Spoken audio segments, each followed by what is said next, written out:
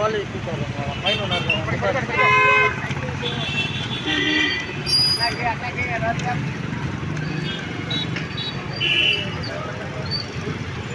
తీయండి కొన్ని తీయండి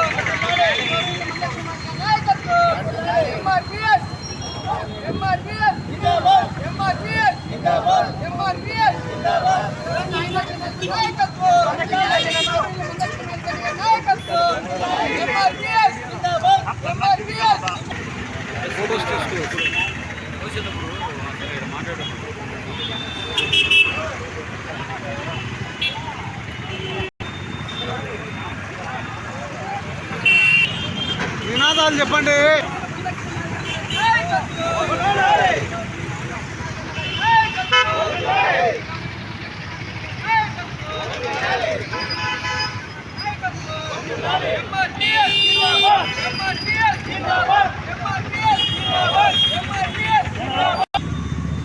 ఈరోజు మహనీయులు డాక్టర్ బిఆర్ అంబేద్కర్ జయంతి సందర్భంగా ఇక్కడ అన్నకృష్ణ మాదిగా ఎంఆర్పిఎస్గా మా సోదరులు ఎస్సీ జనసంఘంగా మేము ఆయనకు ఘనంగా జయంతి నివాళులు అర్పించడం జరిగింది. ఆయన ఈ సమాజానికి ఒక ఆణిముత్యమని భావించాల్సిన అవసరం ఉంది.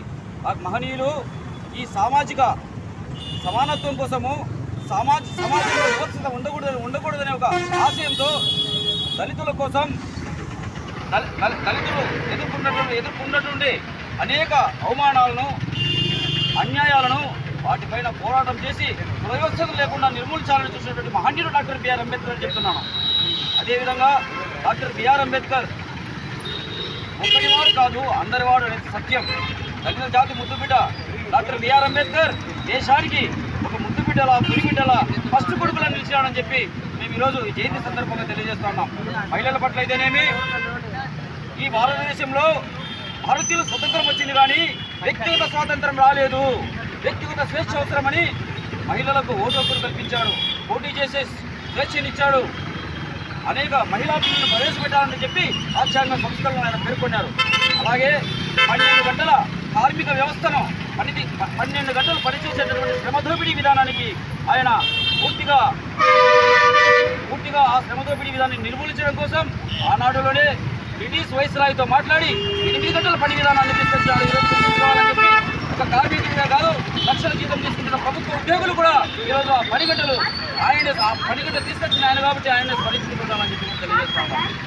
డాక్టర్ బిఆర్ అంబేద్కర్ స్ఫూర్తి ఏ విధమైందంటే ఆయన యొక్క ఒక అకృతిగా మనము ఈరోజు సమాజంలో నడుస్తున్నామంటే కాళ్ళకు చెప్పులు వేసుకొని కానీ ఏదైనా నడుస్తున్నామంటే తెల్లగుట్టలు వేసుకొని నడుస్తున్నామంటే ఆయన స్ఫూర్తితో మనం ఈరోజు ప్రజలలోకి పోతున్నాం. లేకపోతే గతంలో మనకు చెప్పులు వేసుకొని ఇచ్చేవాళ్ళు కాదు, నీళ్లు తాగనిచ్చేవాళ్ళు కాదు.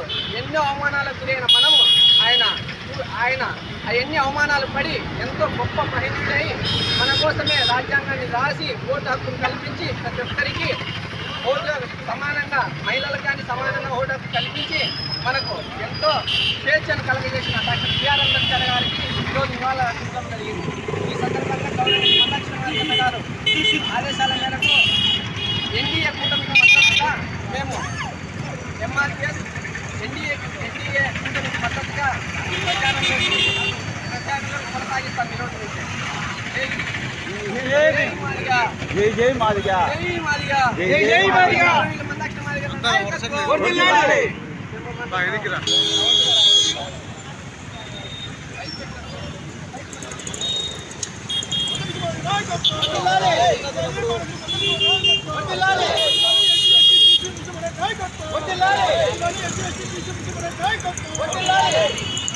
జోహార్